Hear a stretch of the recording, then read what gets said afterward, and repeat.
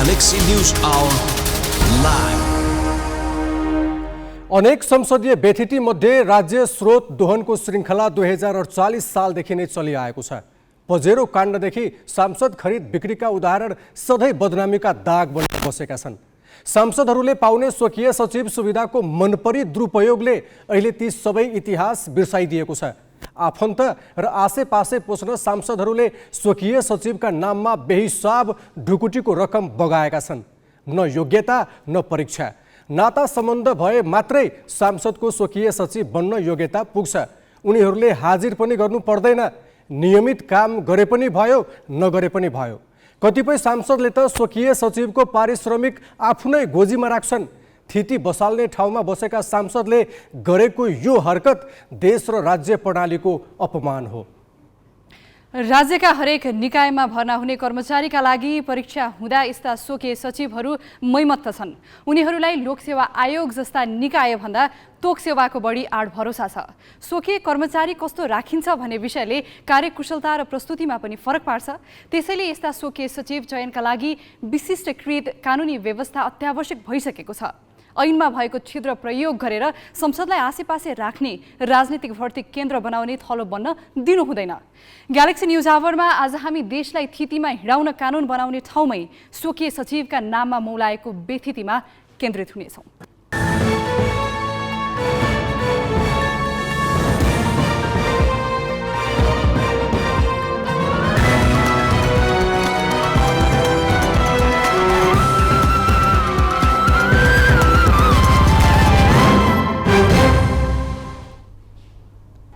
नमस्कार, यो हो ग्यालेक्सी न्युज आवर। अब हेडलाइन्स।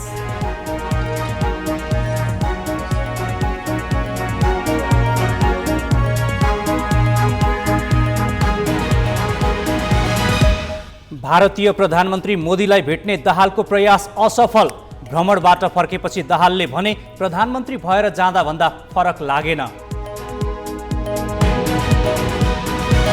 सिक्टा आयोजना सम्बन्धी फैसलाले कुनै पनि ठेकेदारमाथि कारबाही गर्न नमिल्ने जोखिम। पूर्व न्यायाधीश भन्छन् फौजदारी मुद्दालाई देवानीकरण गर्नु गलत। 14 वर्षदेखि माथिल्लो कर्णाली आयोजना ओगटेर बसेको भारतीय कम्पनी जीएमआर को फेरि म्याद थपियो। लगानी जुटाउने नाममा मन्त्री परिषदले दियो थप 2 वर्ष। युरोपमा 70 वर्ष यताकै लामो खडेरी, तापक्रम 47 डिग्री पुग्यो। डढेलो आधा दर्जन देशमा फैलियो। पोर्चुगलमा मात्रै गर्मीका कारण 238 को मृत्यु।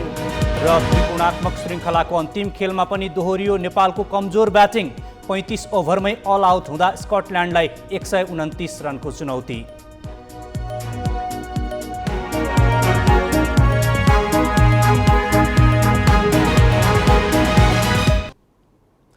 असार 5 गते विशेष अदालतले सिक्टा सिँचाइ आयोजनाका ठेकेदार र कर्मचारीमाथि भ्रष्टाचार मुद्दा चलाउनै नमिल्ने फैसला गरिदियो।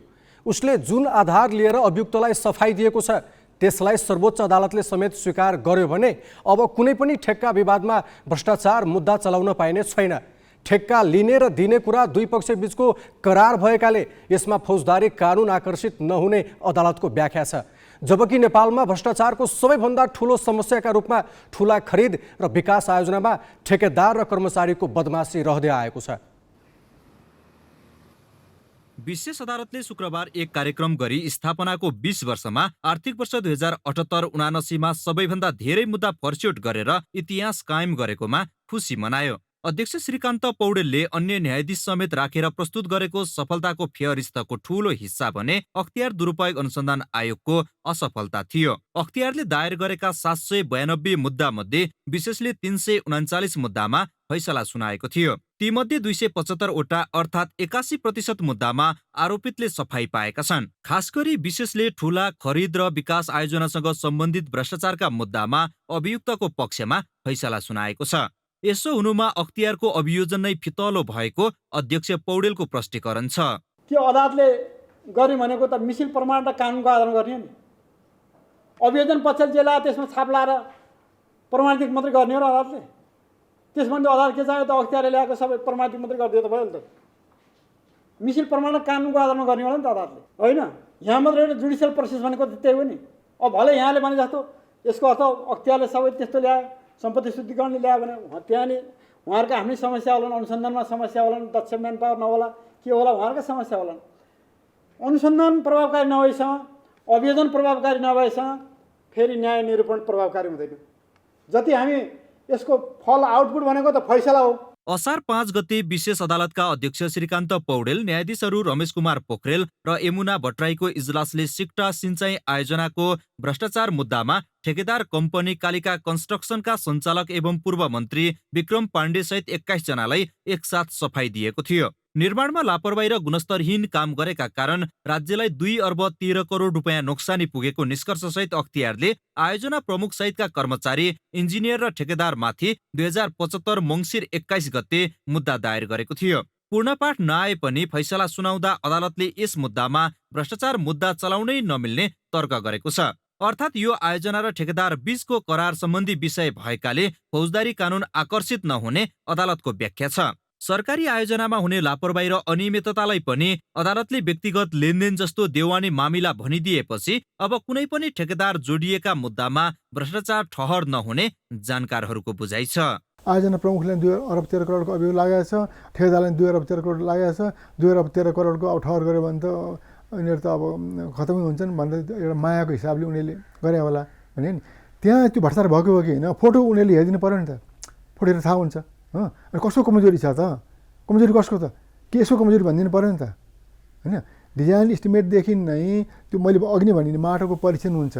माटो परीक्षण नभए कुनै काम पनि हुँदैन। हेर्नुहोस् त्यो माटो परीक्षण भएर सब काम भएर गइरहेका ठाउँमा चाहिँ नि अहिले आएर चाहिँ यो दिवानी प्रकृति कसो माग्ने हो, कसरी माग्ने अब। सार्वजनिक खरिद र विकास आयोजनामा राज्यकोष प्रयोग भएको हुन्छ। जनताले तिरेको कर मात्र होइन, देशका नाममा लिएको विदेशी ऋण तथा सहायता समेत यसमा परिचालन गरिन्छ। तर त्यो रकम कर्मचारी र ठेकेदार मिलेर दुरुपयोग गर्दा पनि अदालतले त्यसलाई देवानी लेनदेन भनेर भ्रष्टाचारको कारबाहीबाट उम्काइदिने स्थिति बनेको छ। त्यो काम चाहिँ गुणस्तरको नगर्ने ठेकेदारले गुणस्तर काम नगरिसकेपछि त ऊ जवाबदेही हुनु पर्यो। र गुणस्तरको काम गरे हो कि होइन भनेर हेर्ने प्राविधिकले नहेर्ने, आयोजना प्रमुखले नहेर्ने, भुक्तानी चाहिँ सबै दिने। जबकि नहर भत्किरहेको छ, नहरमा पानी चल्न सकेन भनेदेखि त भुक्तानी दिनु हुन्थ्यो नि त, भुक्तानी किन दियो त अनि। त्यो कारणले भ्रष्टाचार भएको हेर्नुहोस्। अब अदालतले अब कसरी दियो, कुन नीति दियो, अब त्यो नीति भन्न सक्ने कुरो भएन। यो फैसला गर्ने पौडेल सहितका न्यायाधीशहरू सर्वोच्च अदालतमा दीपक कुमार कार्की कायम मुकायम प्रधान न्यायाधीश भएपछि विशेषमा आएका हुन्। अन्य अदालतमा थुन्चेक आदेश नै विवादित हुँदा पनि भटाभट काजमा तानेर छानबिन गर्न थालेको न्याय परिषदले विशेषको यस फैसलामा भने चासो दिएको छैन। विशेषको यो फैसलाले नजिरको रूप लिए सार्वजनिक खरिद र ठेक्का सम्बन्धी मुद्दा त चल्ने छैनन् नै, अख्तियारको अधिकार क्षेत्र समेत खुम्चिनेछ र व्यतिथि झनै मौलाउनेछ। क्यामेरामा सुशील बास्कोटा र रविन्द्र श्रेष्ठका साथ बासु खड्का, ग्यालेक्सी फोके, काठमाडौँ। सरकारी निकायले गर्ने निर्माण र खरिदका काम ठेकेदार मार्फत हुन्छन्, अर्थात् राज्य कोषको ठूलो रकम ठेक्का र ठेकेदार मार्फत नै परिचालन हुन्छ। भ्रष्टाचार र व्यथिति पनि यही क्षेत्रमा बढी छ। हेरौँ व्यथितिको एक चित्र यो सामग्रीमा। नेपाल निर्माण व्यवसायी महासंघका अध्यक्ष रवि सिंहकै विरुद्ध 2वटा भ्रष्टाचार मुद्दा अदालतमा विचाराधीन छन्। करिब 1200 ठेकेदारका नेता सिंह विरुद्ध लालबकैया नदी नियन्त्रण आयोजनामा गुणस्तरहीन काम गरेर भ्रष्टाचार गरेको अभियोगमा अख्तियारले 2077 पुस 13 गते विशेष अदालतमा 3 करोड 65 लाख रुपियाँ बिगो कायम गरी मुद्दा दायर गरेको छ। यस्तै 2078 साउन 12 मा मध्य पहाडी राजमार्ग अन्तर्गत खोटाङमा गरेको काममा कैफियत भेटिएपछि अख्तियारले 68 लाख 93 हजार बिगो कायम गरी भ्रष्टाचार मुद्दा चलाएको छ। सिंह सञ्चालक रहेको महादेव खिम्ती निर्माण सेवासँग अहिले 72 वटा सरकारी ठेक्का छन्। ती ठेक्कामा सम्झौता अनुसार काम भएको छैन। पप्पू कन्स्ट्रक्सनका सञ्चालक ठेकेदार सांसद हरिनारायण रौनियार 3.5 वर्षदेखि जिम्मेवारी विहीन छन्। बर्दियाको गुलरिया र बारबर्दिया जोड्ने जब्दीघाट पुल स्तरहीन सामग्रीका कारण भत्किएपछि अख्तियारले उनी विरुद्ध 19 करोड 32 लाख रुपियाँ बिगो सहित 2075 असोज 19 मा मुद्दा दायर गरेको थियो। अख्तियारले नै 3 वर्ष अघि गरेको अध्ययन अनुसार देशभर 1 खर्ब 18 अर्ब रुपियाँ बराबरका 1848 ठेक्का रोगी अवस्थामा छन्। यस्ता ठेक्का ग्रामीण र दुर्गम क्षेत्रमा प्रसूति केन्द्र निर्माणदेखि खानेपानी, सडक, पुल, राजमार्ग, विद्युत ट्रान्समिसन लाइन सम्बन्धी छन्। तीमध्ये 1032 ठेक्काको त सम्झौता अनुसारको म्याद सकिएपछि पुनः थप्ने कि नथप्ने भनेर समेत सम्बन्धित कार्यालयले निर्णय नगरी बसेको पाइएको छ। यसबाट राज्यको करिब 23 अर्ब 60 करोड अग्रिम भुक्तानी र 6 अर्बको कार्य सम्पादन जमानत बापतको रकम जोखिममा रहेको अख्तियारको अध्ययनले देखाएको छ। ठेक्का हात पार्न अनेक तिग्डम गर्ने, जसरी पनि ठेक्का हात पारेर 20% पेस्की लिइहाल्ने र त्यसपछि बेपत्ता हुने ठेकेदारको रोग हो। तोकिएको समयभित्र काम गर्दै नगर्ने र गरे पनि झारा टार्ने प्रवृत्ति छ। यसमा कर्मचारी र राजनीतिक नेताले समेत साथ र संरक्षण दिएका हुन्छन्। यति ठूलो व्यतिथिमा अख्तियारले हातै हाल्न नपाउने हो भने अब नियन्त्रण कसले गर्ने? बासु खड्का, ग्यालेक्सी फोके, काठमाडौँ। सरकारी रकम खर्चको अनियमितता र दुरुपयोग पनि भ्रष्टाचार होइन भने त्यसो भए भ्रष्टाचार चाहिँ के हो त? शिक्षा सिँचाइ आयोजनामा विशेष अदालतको फैसलाले यस्तो प्रश्न जन्माएको छ। यही नै नजिर बस्यो भने अख्तियार जस्तो संवैधानिक निकाय हुनुको पनि अर्थ रहने छैन। ग्यालेक्सी 4K को प्रसारण तपाईँ काठमाडौँ उपत्यका। अब केही न्युज संक्षेपमा। 14 वर्षदेखि 900 मेगावाटको माथिल्लो कर्णाली जलविद्युत आयोजनाको लाइसेन्स ओगटेर बसेको भारतीय कम्पनी GMRलाई सरकारले सम्झौता विपरीत पुनः 2 वर्ष म्याद थपिदिएको छ। लगानी र प्रतिफलका हिसाबले देशभरका विद्युत आयोजना मध्येमै उत्कृष्ट मानिएको यो आयोजनाको लाइसेन्स सन् 2008मा गिरिजाप्रसाद कोइराला प्रधानमन्त्री हुँदा भारतीय कम्पनी GMRलाई दिइएको थियो। यो कम्पनी र लगानी बोर्डबीच 2071 असोज 3 गते भएको परियोजना विकास सम्झौता PDAमा 2 वर्षभित्र लगानी जुटाइसक्ने र त्यसपछिको 5 वर्षमा आयोजना नै निर्माण गर्ने उल्लेख गरिएको छ। सम्झौतामा लगानी जुटाउन बढीमा 1 वर्ष मात्रै म्याद थप्न सक्ने उल्लेख भए पनि पटक पटक म्याद थपिँदै आएको छ। शुक्रबार बसेको मन्त्री परिषद बैठकले 2 वर्षका लागि म्याद थपिदिएको छ। राष्ट्रिय योजना आयोगका उपाध्यक्ष विश्व पौडेलको नेतृत्वमा गठित समितिको सुझाव अनुसार मन्त्री परिषदले म्याद थप गरेको हो। माथिल्लो कर्णालीमा भन्दा 2 महिनापछि PDA भएको अरुण तेस्रो आयोजनामा भने भारतकै अर्को कम्पनी सतलज विद्युत विकास निगमले लगभग आधा काम सकिसकेको छ। राष्ट्रिय मानवाधिकार आयोगले संक्रमणकालीन न्याय सम्बन्धी कानुन संशोधनका लागि विधेयक तयार पार्दा आफ्नो राय नलिएको भनी आपत्ति जनाएको छ। आयोगले आज विज्ञप्ति जारी गरी सरकारमाथि पीडित तथा अन्य सरोकारवालासँग पर्याप्त छलफल नगरी अपारदर्शी रूपमा विधेयक ल्याएको आरोप लगाएको छ। आयोगले मानवाधिकारसँग सम्बन्धित विषयमा सरोकार राख्नु आफ्नो संवैधानिक जिम्मेवारी भएको स्मरण समेत गराएको छ। यसैबीच फौजदारी कानुनका जानकारले काठमाडौँमा पत्रकार सम्मेलन गरी सबै पीडकलाई उन्मुक्ति दिने आशयले विधेयक ल्याएको आरोप लगाएका छन्।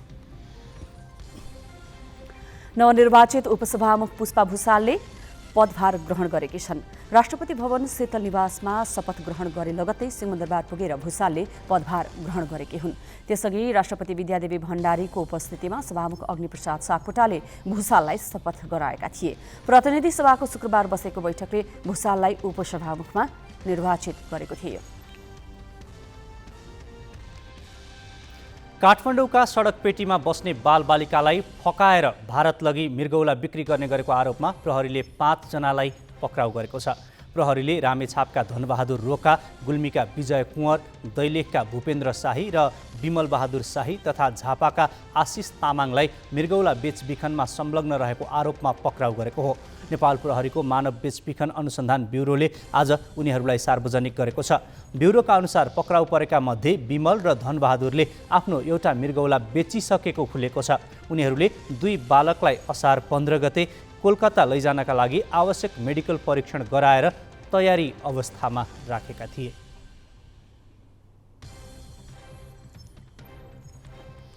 सत्तारूढ दलका विद्यार्थी संगठन गभर्नर महाप्रसाद अधिकारीको राजीनामा माग गर्दै सडकमा ओर्लिएका छन्। नेपाल विद्यार्थी सङ्घ र अनेरा सबयु क्रान्तिकारीले गभर्नर अधिकारीको राजीनामा माग्दै आज बालुवाटारमा प्रदर्शन गरे।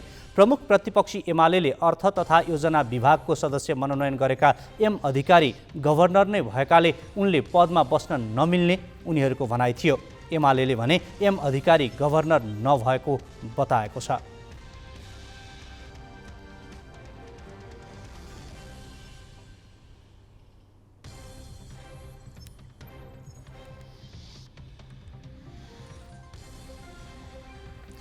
संसदीय छानबिन विशेष समितिले अर्थ मन्त्रालयबाट पाएको सीसीटीभीको दृश्य चित्तबुझ्दो नभएको भन्दै दोहोर्याएर मागेको छ। समितिले अर्थ मन्त्रालयलाई सीसीटीभी दृश्य फेरि पठाउन निर्देशन दिएको हो। समितिका सचिव सुरेन्द्र अर्यालले अर्थ मन्त्रालयबाट मागे जस्तो सीसीटीभी दृश्य नआएको बताए। आज समितिले अर्थ सचिव मधु मरासिनी र राजस्व सचिव कृष्णहरि पुष्करसँग बजेट निर्माण प्रक्रियामा अनधिकृत व्यक्तिले करको दर हेरफेर गरेको विषयमा जानकारी लिएको छ। मरासिनी र पुष्करलाई फरक फरक समयमा समितिले बोलाएको थियो। बजेट निर्माणका क्रममा अनधिकृत व्यक्तिको पहुँचबारे छानबिनका लागि सीसीटीभीको दृश्य महत्त्वपूर्ण प्रमाण हुन सक्छ। आज समितिले अर्थ मन्त्रालयको प्रशासन महाशाखा प्रमुख र सूचना प्रविधि शाखा प्रमुखसँग पनि जानकारी लिएको छ। नीति निर्माणको उच्चतम थलो संसद हरेक विषयमा आदर्श हुनुपर्ने हो, तर नेपालमा संसद र सांसदको छवि त्यति सफा छैन। यसको एउटा उदाहरण हो स्वकीय सचिवका नाममा मौलाएको बेथिति। थप सामग्री क्रान्ति शिखाबाट।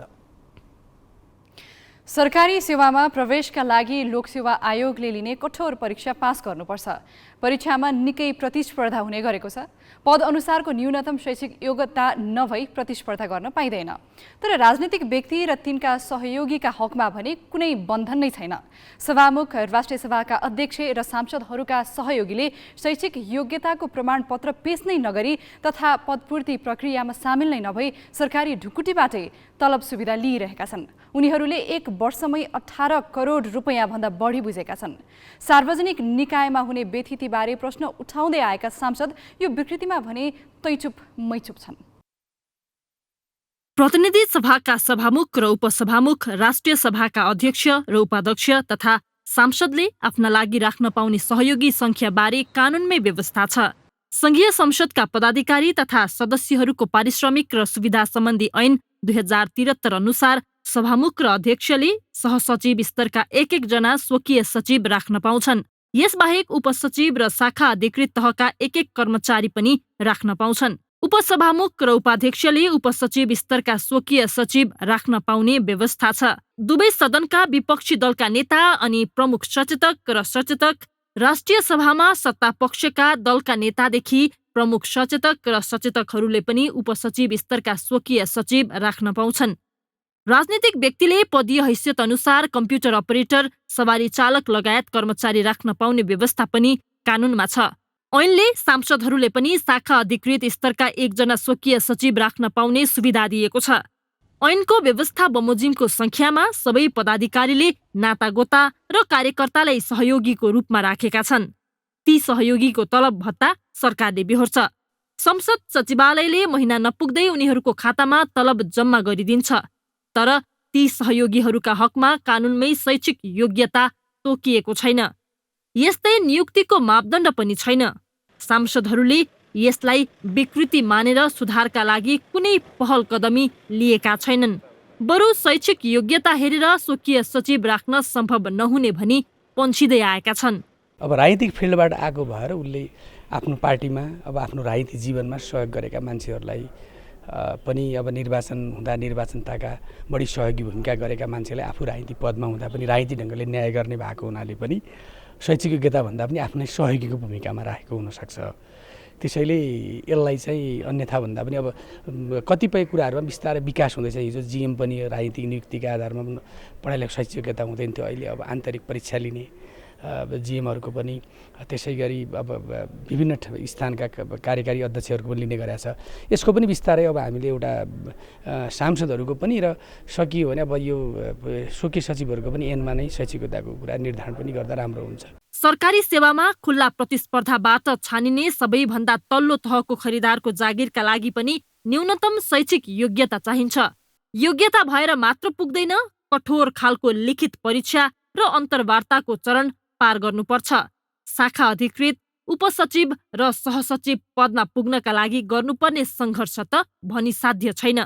तर कानुन बनाउने जिम्मेवारीमा रहेका सांसद र अरू पदाधिकारीले भने आफू खुसी सहयोगी राख्दै आएका छन्। सरकारी ढुकुटीबाट तलब भत्ता दिने गरी सहयोगी राखेको प्रतिफल न सांसदहरूको काममा देखिएको छ न त मुलुकले पाउन सकेको छ। यो श्रेणीको हो भनेर भनिसकेपछि त जुन श्रेणीको भनेको छ त्यही श्रेणीको राख्नु पर्यो भने त्यसलाई तलमाथि गर्न त मिल्दैन। अधिकृत स्तरको भनेको छ भने एसई पास गरेको राखेर त भएन। त्यो हामीले त्यो गऱ्यौँ भने त सबैतिर अराजकता हुन्छ। कानुन बनाउने निकायमा बसेकै मान्छेहरूले कानुन उल्लङ्घन गर्ने हो भने अरूले पालना गर्न कुरा हुँदैन। त्यस कारणले गर्दा यसलाई चाहिँ स्ट्रिक्टली लागू गर्नुपर्छ भन्ने लाग्छ। सहयोगीलाई तलब सुविधा सरकारी कर्मचारीको पद अनुसार दिने गरिए पनि शैक्षिक योग्यता र नियुक्ति प्रक्रियामा कुनै मापदण्ड छैन। मापदण्ड बिनै राखिएका सहयोगीको तलब सुविधामा आर्थिक वर्ष 2077-78मा 18 करोड 11 लाख रुपैयाँ खर्च भएको छ। महालेखा परीक्षकले आफ्नो 59औं प्रतिवेदन मार्फत मापदण्ड तोक्न भनेको छ। शैक्षिक योग्यताबारे कानुन नै मौन रहेको देखाएर संघीय संसद सचिवालयले सांसद र अन्य पदाधिकारीसँग उनीहरूका सहयोगीको प्रमाणपत्र माग्ने हिम्मत गर्न सकेको छैन। ऐनले चाहिँ प्रावधानहरू व्यवस्था नगरेको अवस्थामा उहाँहरूसँग त्यो माग गर्नुको पनि खास औचित्य रहँदैन। त्यो एउटा प्रतिस्पर्धात्मक पद पनि रहेन। उहाँहरूलाई स्वविवेकले निर्णय गर्नको लागि चाहिँ कानुनले नै छुट दिएको अवस्था छ। त्यसकारण त्यसलाई परिमार्जित गरेर व्यवस्थित गरेर लानुपर्छ भन्ने मान्यता त जसले पनि त्यसलाई स्वाभाविक रूपमा सुझाव दिन्छ नै। अब अहिले महालेखा परीक्षकले त्यो कुरा उठाएको जुन बुँदामा छलफल भएको अवस्था छ, छलफल हुने अवस्था छ, अब यो चाहिँ सङ्घीय संसदमा टेबल भइसकेपछि सार्वजनिक लेखा समितिमा आइपुगेपछि दफावार छलफल हुने क्रममा उपयुक्त नीति निर्माण गर्ने र कानुन संशोधन गर्ने कुरामा चाहिँ समितिले निर्णय गर्छ भन्ने मलाई लाग्छ। सांसदहरूको काम कानुन निर्माण गर्ने हो, तर उनीहरूले कानुन निर्माणमा ध्यानै दिने गरेका छैनन्। संसदमा 50 भन्दा बढी विधेयक अड्किएर बसेको अवस्थामा पनि सांसदहरू हाजिर गरेर टाप ठोक्ने भूमिकामा छन्। पछिल्लो समय यस्ता सांसद र पदाधिकारीका सहयोगीका लागि सरकारले तलब बेहोर्नै हुँदैन भन्ने आवाज उठ्न थालेको छ। त्यो आवाज सुनेर सके सहयोगी नियुक्तिको व्यवस्थै हटाइनुपर्छ, अन्यथा सहयोगीलाई पनि जिम्मेवार बनाउन नियुक्ति प्रक्रियाको मापदण्ड तोक्न ढिलाइ गर्नु हुँदैन। क्यामेरामा अजय हाकाजु र जय तामाङका साथमा सृजना घिमिरे, ग्यालेक्सी 4K, काठमाडौँ। यसै प्रसङ्गमा हामीले सुशासनको वकालत गर्दै आएका पूर्व सचिव शारदा प्रसाद त्रिताललाई शैक्षिक योग्यता नहेरी प्रक्रिया बिनै नियुक्त जनप्रतिनिधिका सहयोगीको कामलाई कसरी हेर्नु भएको छ भनेर सोधेका छौँ। सांसद भनेको जनताको प्रतिनिधि, जनताका काम गर्न आएको हो। जनताको पसिनाबाट प्राप्त राजस्वलाई सकेसम्म बढी चाहिँ जोगाउने दायित्व अथवा सदुपयोग गर्ने दायित्व सांसदहरूको हो। सरकारमा बस्नेहरूले गरेका गल्तीहरू केलाएर त्यसलाई सच्याउने दायित्व सांसदहरूको हो हैन। सरकारमा बस्नेहरूले कानुनको पालना गर्दैनन् भनेदेखि त्यो पालना गराउन चाहिँ दबाब प्रभाव र निर्णय नै गर्ने अधिकार सांसदहरूको हुन्छ। तर दुःखको कुरा हामी नक्कली स्वकीय सचिव बनाएर स्वकीय सचिवको तलबसहित आफै बुझ्ने सांसद, इभन एकचोटि त राष्ट्रिय सभाको अध्यक्षको पनि कुरा आएको थियो, त्यस्ता क्रियाकलापहरू हाम्रा सांसदहरूले गरिराख्नु भएको छ, गरिराखेको कुराहरू आइराखेको छ। त्योभन्दा दुःख लाग्दो कुरा के हुन सक्छ? जहाँ जनताका प्रतिनिधिले सरकारमा बस्नेहरू कर्मचारीहरूले गरेका गलत कुराहरूलाई सच्याउन कारबाही गर्न अधिकार राख्छ, त्यसले आफै गर्न थाल्यो भने त्यहाँबाट के हुन्छ? त्यहाँभन्दा दुःखको कुरो केही पनि हुँदैन। एउटा निर्देशिका छ प्रधानमन्त्रीको कार्यालयले तयार गरेको पहिली, त्यसमा चाहिँ सल्लाहकार तथा स्वकीय सचिवालय व्यवस्थापन सम्बन्धित निर्देशिका हो त्यो। त्यसमा यी कुराहरू राम्ररी व्यवस्था भएका छन्। त्यहाँ योग्यता पनि तोकिएको छ, त्यहाँ चाहिँ पारिश्रमिकका कुराहरू पनि तोकिएको छ, त्यहाँ उनीहरूका काम कर्तव्य अधिकारहरू पनि तोकिएको छ, उनीहरूका सीमा पनि तोकिएको छ। अब त्यसको पालना नगर्ने पक्ष साह्रै डरलाग्दो किसिमले हाम्रो गइराखेको छ हैन। सल्लाहकारको योग्यता एकपल्ट मास्टर डिग्री गरेको हुनुपर्ने भनेकोमा एकजना प्रधानमन्त्रीको सल्लाहकार चाहिँ मास्टर डिग्री नगरेको भएको कारणले सुशासन नियमावलीमा संशोधनै गरेर योग्यता घटाइयो। हामी त्यस्तो खालको चाहिँ प्रवृत्ति भएका नेताहरूले शासित देशका नागरिक हौँ। अब मन्त्रीको स्वकीय सचिव, निजी सचिवले मन्त्रीलाई क्याबिनेटले पठाएको गोप्य पत्र खोल्ने अधिकार मन्त्रीहरूले दिन्छन्। त्यो दिन मिल्दैन, किनभने शपथ ग्रहण नगरेको व्यक्तिले त्यस्ता गोप्य कुराहरू खोल्न पाइँदैन, हेर्न पाइँदैन। यहाँ त सबै हेरेर के कोसँग सेटिङ गर्नुपर्छ त्यो सेटिङ गर्ने काम पनि उसले गरिरहेको हुन्छ। योग्यताको कुनै पालना गरिएको छैन। जुन तहको कर्मचारी गरिन्छ, जस्तो विशिष्ट श्रेणी सरह भन्ने हो भने एउटा विशिष्ट श्रेणीको चाहिँ सचिवको लागि हुने जति योग्यता हो त्यो स्वकीय सचिवको त्यति नै योग्यता हुनु जरुरी छ। अनुभव पनि हुनुपर्छ, अनुभव पनि तोकेको छ, तर अब हामी त्यसको पालना चाहिँ गरिरहेका छैनौँ। नेपालको संसदीय इतिहास धेरै लामो छैन। 2015 सालको पहिलो आम निर्वाचनले गठन गरेको संसद 2 वर्ष पनि टिकेन। राजा महेन्द्रले कु गरे। 2046 को परिवर्तनपछि मात्रै खास संसदीय अभ्यास सुरु भयो। त्यस यता 3 दशक बिते, तर यस अवधिमा व्यथिति कम हुँदै जाने अपेक्षा विपरीत एकपछि अर्को झन थपिँदै र झाँगिँदैछन्। संसदमा प्रतिनिधित्व र उपस्थितिको विविधीकरण जस्तै खराब अभ्यासका पनि रूप फेरिँदैछन्। यो नै संसदीय अभ्यासका लागि सबैभन्दा ठुलो जोखिम हो। अब केही न्युज संक्षेपमा। 70 वर्ष यताकै लामो खडेरी र चर्को गर्मीका कारण युरोपेली देशहरूको जनजीवन प्रभावित भएको छ। लामो खडेरी र बढ्दो आगलागीका कारण तापक्रम वात्तै बढेको छ। भेनेटो र फ्रिउली क्षेत्रको सीमामा रहेको पाइन जङ्गलको बीचबाट शुक्रबार लागेको आगो इटालियन प्रायद्वीपमा पनि फैलिरहेको छ। इटलीमा तापक्रम बढेको छ। नदी र जलाशय सुक्दै गएका छन्। उत्तरी इटलीका सहरहरूमा आगामी साता तापक्रम 42 डिग्री सेल्सियससम्म पुग्ने अनुमान गरिएको छ। पोर्चुगल, स्पेन, फ्रान्स, क्रोएसिया र ग्रिसमा पनि डढेलो फैलिएको छ। तापक्रम पोर्चुगलमा 47 डिग्री र स्पेनमा 45 डिग्री सेल्सियससम्म पुगेको छ। पोर्चुगलका अधिकारीले गर्मीकै कारण कम्तीमा 238 जनाको मृत्यु भएको बताएका छन्। डढेलोले यो वर्ष पोर्चुगलको 30,000 हेक्टर वन क्षेत्र सखाप पारेको छ। हजारौं मानिस विस्थापित भएका छन्। अग्नि नियन्त्रकहरूले हेलिकप्टर र दमकलको सहायताले फ्रान्सको दक्षिण पश्चिमी क्षेत्रको जङ्गलमा लागेको आगो निभाउने प्रयास गरिरहेका छन्। आइसिसी क्रिकेट विश्वकप लिग 2 अन्तर्गत नेपाल घरेलु टोली स्कटल्यान्डसँग 8 विकेटले पराजित भएको छ। नेपालले दिएको 129 रनको लक्ष्य स्कटल्यान्डले 19 ओभरमा मात्र 2 विकेट गुमाएर पूरा गर्यो। स्कटल्यान्डका लागि क्यालम म्याक्लोडले 64 रनको अर्धशतकीय पारी खेले। नेपालका लागि सन्दीप लामिछाने र सोमपाल कामीले 1-1 विकेट लिए। यसअघि टस हारेर पहिले ब्याटिङको निम्ति पाएको नेपाल 35 ओभर 5 बलमा 128 रनमा समेटिएको थियो। खराब सुरुवात गरेको नेपालका लागि ओपनर आसिफ शेखले सर्वाधिक 40 रन बनाए। सिरिजका 4 खेल मध्ये नेपाल 1 खेलमा मात्रै विजयी भएको छ। लिग 2 का 20 खेलबाट नेपाल 17 अङ्कसहित 6औं स्थानमा छ। बिजनेस न्यूज का साथ में नेपाटॉप सब ठीक ठाक। नेपाटॉप सब ठीक ठाक।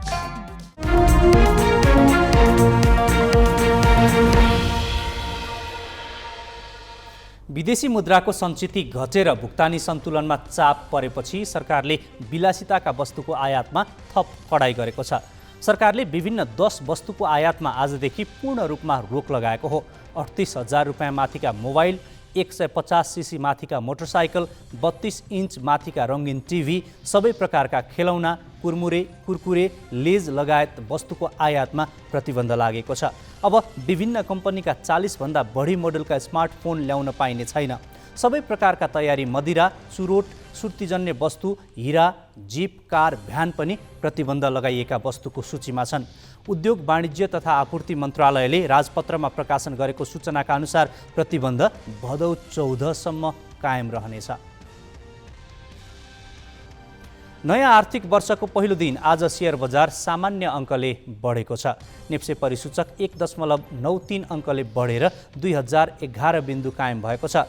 राष्ट्र ब्याङ्कले नयाँ मौद्रिक नीतिको तयारी गरिरहेका बेला लगानीकर्ता पर्ख र हेरको अवस्थामा छन्। त्यसैले आज बजारमा उतार चढाव देखिएन। कारोबार अवधिभर सामान्य रहेको बजारमा 1 अर्ब 23 करोडको शेयर किनबेच भयो। वाणिज्य ब्याङ्क, जीवन बिमा, उत्पादन तथा प्रशोधन, व्यापार र लगानी समूहका कम्पनीले बजार हरियो बनाए। बाँकी 8 समूहका सूचक घटेका छन्। कुनै बेला नेपाली नेताहरूका लागि भारत नियमित तीर्थ जस्तै थियो। 2072 को संविधान आएपछि त्यो क्रम केही कम भएको थियो। अहिले फेरि सुरु भएको छ। माओवादी अध्यक्ष पुष्पकमल दाहाल 3 दिने भ्रमण सकेर फर्किएका छन्। के सन्देश ल्याए त उनले? यो प्रसङ्ग विनय कुमारबाट। चिनिया कम्युनिस्ट पार्टीका विदेश विभाग प्रमुख लिउ चियान छाओको नेपाल भ्रमणको पर्सिपल्ट भारतीय जनता पार्टीको निम्तोमा 3 दिने भ्रमणमा नयाँ दिल्ली गएका नेकपा माओवादी केन्द्रका अध्यक्ष पुष्पकमल दाहाल आइतबार स्वदेश फर्केका छन्। दाहालले पूर्व निर्धारित भने पनि अकस्मात जस्तो देखिने यस भ्रमणका क्रममा उनले सत्तारूढ भाजपाका अध्यक्ष जेपी नड्डा, विदेश मन्त्री एस जयशंकर र राष्ट्रिय सुरक्षा सल्लाहकार अजित डोभलसँग भेटे। तर सार्वजनिक चर्चामा आए जस्तो त्यहाँका प्रधानमन्त्री नरेन्द्र मोदीसँग आइतबार हुने भनिएको भेट भने हुन सकेन।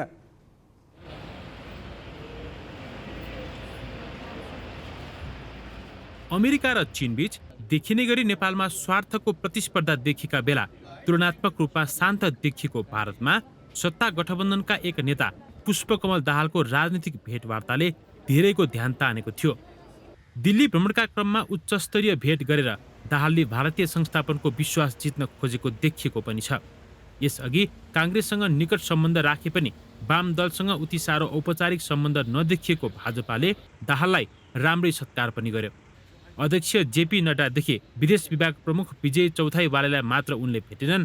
सरकारी निम्तो नहुँदा पनि त्यहाँका विदेश मन्त्री एस जयशंकर र राष्ट्रिय सुरक्षा सल्लाहकार अजित डोभालसँग समेत एकान्त वार्ता गरे। भारत पुग्नासाथ उनले दिएको यस अभिव्यक्तिले पनि दाहाल भारतमा पाएको सत्कारले उत्साहित भएको देखाउँथ्यो।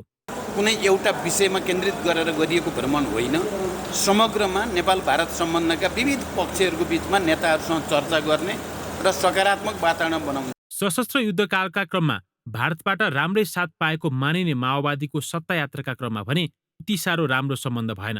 भाजपा सरकारकै समयमा दाहालको सम्बन्ध बिग्रियो र विदेशी शक्ति सामु नझुक्ने भन्दै सत्ताबाट समेत दाहाल बाहिरिएका थिए। तर एकातिर चीनको वैचारिक निकटता कायमै राख्न अनि विगतको भारत विरोधी छवि मेट्न दाहालले दुवैतिर सन्तुलन राख्ने प्रयास गरिरहे। दाहालको यस भ्रमणका क्रममा पूर्व चर्चा र प्रचार गरिए जस्तो भारतीय प्रधानमन्त्री नरेन्द्र मोदीसँग भने भेट हुन सकेन। भाजपाको मुख्यालयबाट बाहिरिएका दाहालले अन्तिम समयसम्म पनि मोदीलाई भेट्न चाहेको प्रश्न देखिन्थ्यो।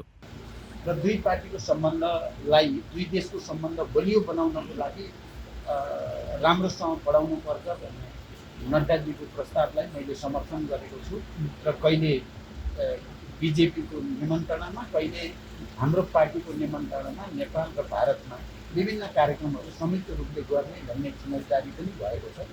विजेट मलाई लाग्छ अब अहिले के भयो हुन्छ मेरो अन्तिम र अब क्लाइमेक्स हुन बाँकी छ। मोदीको व्यस्तताका कारण भेटका लागि समय नमिलेको भारतीय पक्षले बताएको छ भने दाहालको सचिवालयले भ्रमण सफल भएको जनाएको छ। पार्टीको निम्तोमा गएका दाहालको त्यहाँका प्रधानमन्त्रीसँग भेट नहुनु सामान्य मान्न पनि सकिन्छ। तर कूटनीतिक वृत्तमा नबोलिकन दिइने सन्देश बढी महत्त्वपूर्ण मानिन्छ। उनकै सचिवालयले प्रचार गरेको र अन्तिम समयमा आएर सफल हुन नसकेको मोदीसँगको भेटवार्ताको प्रसङ्गले भारतीय संस्थापनको विश्वास उनले जित्न नसकेको अर्थमा लिइएको छ। Pawan Paudel, galaxy 4K, Kathmandu.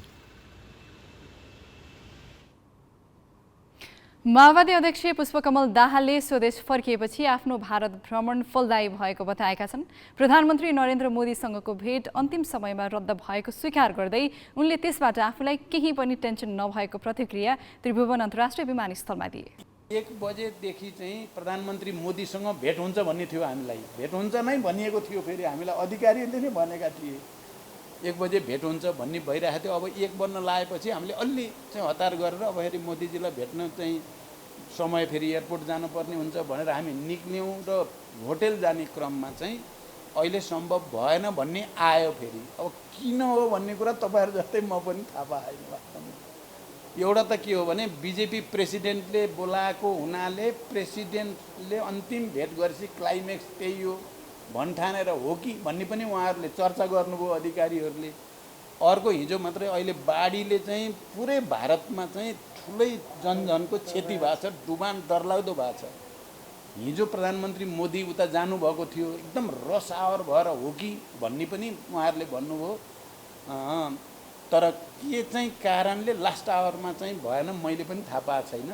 तर मलाई फेरि त्यसले केही टेन्सन भएको पनि छैन, किनभने भन्नुपर्ने कुराहरू, गर्नुपर्ने कुराहरू इन्डियाको लिडरसिप, बिजेपीको लिडरसिप, सरकारको लिडरसिप सबैसँग पर्याप्त कुरा भएको हुनाले अब भेट्ने र फोटो खिच्ने कुरा त एउटा हुन्थ्यो होला, त्योभन्दा बढी त अरू चाहिँ हुने समय पनि थिएन।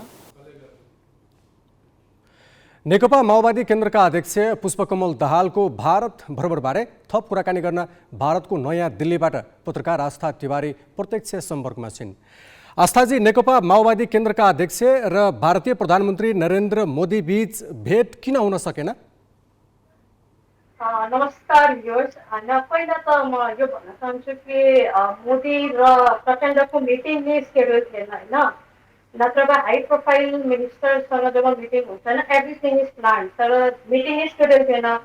प्रचण्डजीले त चाहनुभयो कि इन्डिया र नेपालको रिलेसन राम्रो होस्, अरू कुरामा तिनीहरूको बिचमा सम्झौता होस् भनेर उहाँले चाहे होला, तर मिटिङ स्केड्युल थिएन। तर जेपी नड्डासँग, अजित डोवालसँग, एस जयशङ्कर भयो, शहजाद पुनावाला उहाँ थियो बिजेपीको स्पोक्स पर्सन, उहाँसँग त भेट भयो।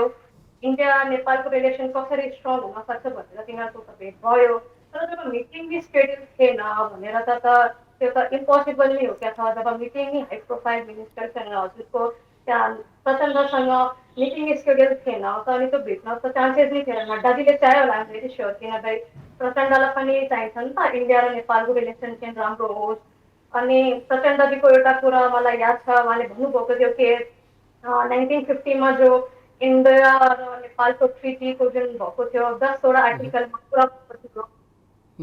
आस्थाजी, यो चिनिया कम्युनिस्ट पार्टीका विदेश विभाग प्रमुख पर्सी पल्टनै नेपाल स्वदेश फिर्ता भए लगत्तै पुष्पकमल दाहाललाई भारत बोलाइयो, यसलाई कसरी बुझ्ने? सर, यसमा दुईटा कुरा हो। अप्रिल 2022मा बिजेपीले एउटा क्याम्पेन सुरु गरेको छ, that means no BJP. BJP जुन भारतीय जनता पार्टी हो, उहाँको मोटिभ हो कि बिजेपीको बारेमा बाहिरको देशमा पनि जानुहोस्, तिनीहरूको वर्क के हो, के मिसनमा काम गरिरहेछ। 2022मा सुरु भएको थियो। त्यही क्याम्पेनलाई अगाडि बढाउनको लागि बिजेपी भारतीय जनता पार्टीको प्रेसिडेन्ट मिस्टर जेपी नड्डाले बोलाउनु भयो नो बिजेपी क्याम्पेनको लागि। दोस्रो यसमा कुरा म हजुरलाई यो एड गर्न चाहन्छु कि इन्डिया चाहिँ जो रतन ठाकुर चाइनाले हमेसा नेपाललाई माओवादीको उसमा सपोर्ट गरेको छ कि एकता बढोस्, माओवादीको एकता बढोस्, तिनीहरूको खिलाफ जाओस्। इन्डिया अलिकति वरिड थियो यसको लागि कि इन्डिया र चाइनाको रिलेसन धेरै स्ट्रङ नहोस्, क्लोज नहोस् भनेर। जसरी नै चाइनाको त्यहाँबाट मान्छेहरू जसरी नै गयो, नड्डाजीले नेपालको फर्मर प्राइम मिनिस्टर र सिक्किम माओवादी पार्टीको लिडरलाई यहाँ इन्भाइट गर्यो नो बिजेपी क्याम्पेनको तहत। अब नेकपा माओवादी केन्द्रका अध्यक्ष पुष्पकमल दाहालको भारत भ्रमणबारे भारतको दिल्लीबाट पत्रकार आस्था तिवारी जानकारी दिँदै।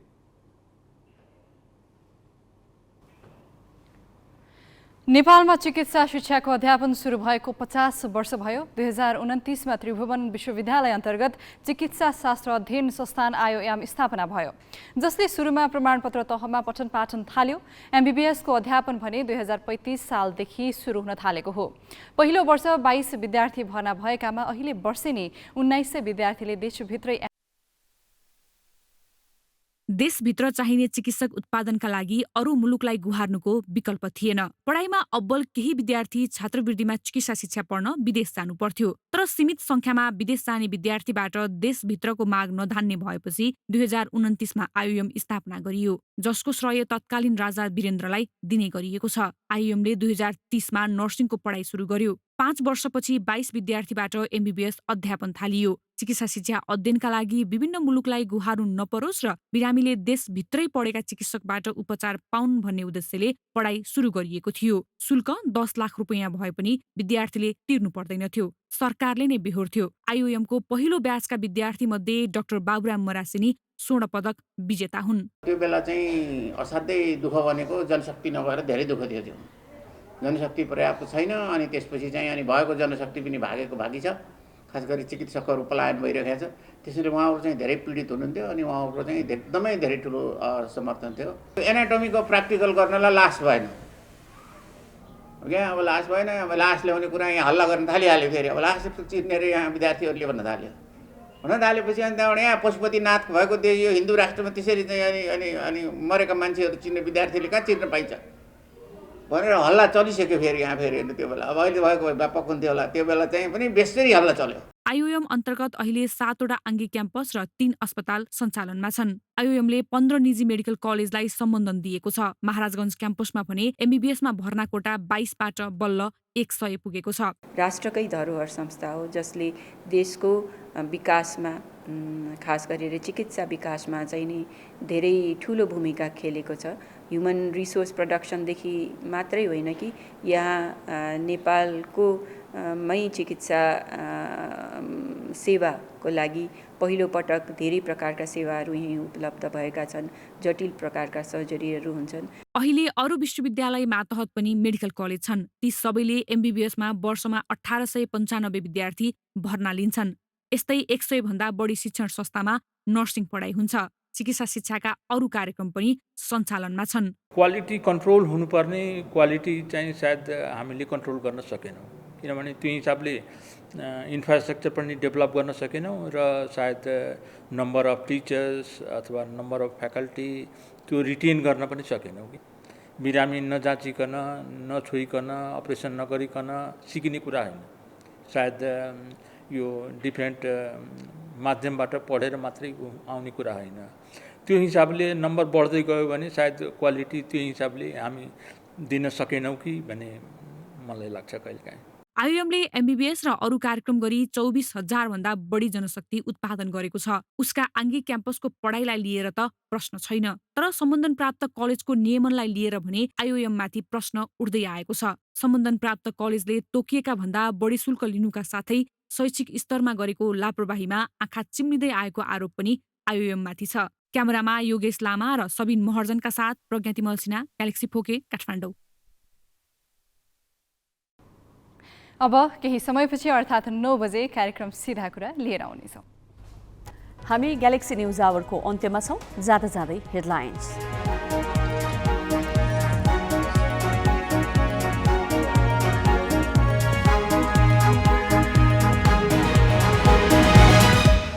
भारतीय प्रधानमन्त्री मोदीलाई भेट्ने दाहालको प्रयास असफल। भ्रमणबाट फर्केपछि दाहालले भने प्रधानमन्त्री भएर जाँदा भन्दा फरक लागेन। सिक्टा आयोजना सम्बन्धी फैसलाले कुनै पनि ठेकेदारमाथि कारबाही गर्न नमिल्ने जोखिम। पूर्व न्यायाधीश भन्छन् फौजदारी मुद्दालाई देवानीकरण गर्नु गलत। 14 वर्षदेखि माथिल्लो कर्णाली आयोजना ओगटेर बसेको भारतीय कम्पनी जीएमआरको फेरि म्याद थपियो। लगानी जुटाउने नाममा मन्त्री परिषदले दियो थप 2 वर्ष। युरोपमा 70 वर्ष यताकै लामो खडेरी तापक्रम 47 डिग्री पुग्यो। डढेलो आधा दर्जन देशमा फैलियो। पोर्चुगलमा मात्रै गर्मीका कारण 238 को मृत्यु। र त्रिकोणात्मक श्रृङ्खलाको अन्तिम खेलमा पनि दोहोरियो नेपालको कमजोर ब्याटिङ। स्कटल्यान्डसँग 8 विकेटले पराजित।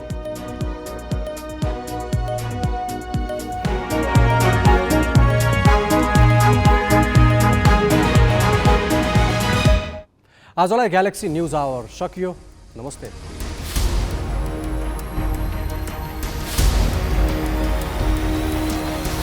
This is Galaxy News Hour Live.